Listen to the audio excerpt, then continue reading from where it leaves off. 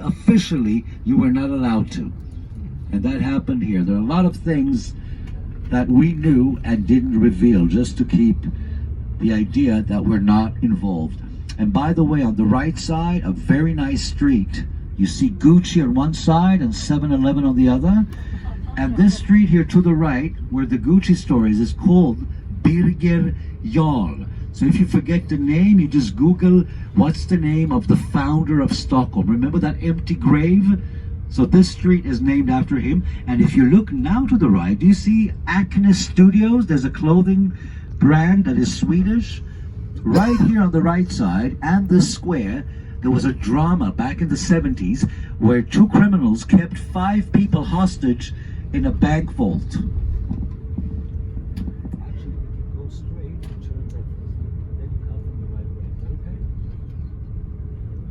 So 5 days hostages were kept in a bank vault by 2 criminals, but at the end of this heist, the hostages had more sympathy for the kidnappers. And a new, yes, I heard it already, the Stockholm Syndrome. It began right there. I think they even made a movie a few years ago called Stockholm with Ethan Hawke. That's the name, Stockholm.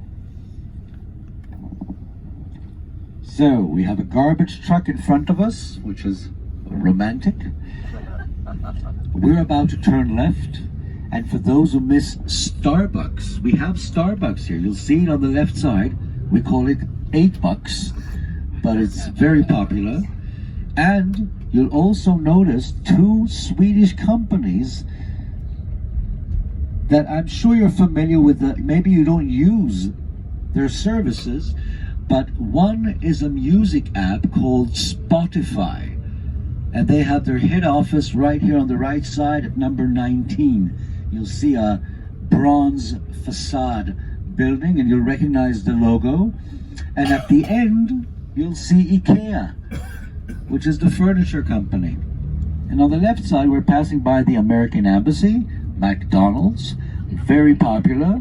And by the way, we changed all the signs from red and yellow to green and yellow. Do you see here on the right side now, Spotify at number 13 as well? So if you don't recognize the name, maybe the logo will seem familiar.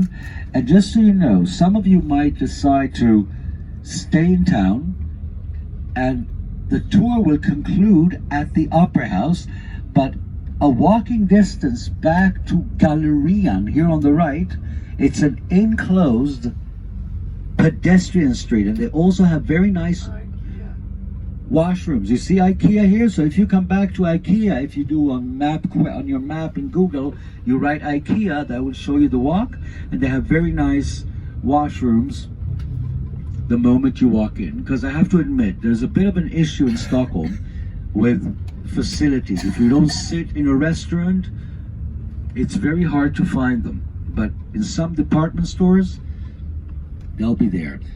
Now on the right side, you'll see again the Ministry of Foreign Affairs. And by the way, this ministry went through a sad incident on the 11th of September 2002. We had a Minister of Foreign Affairs. Her name was Anna Lind. And she decided to go to NK, this department store I mentioned earlier, to buy some clothes for her kids.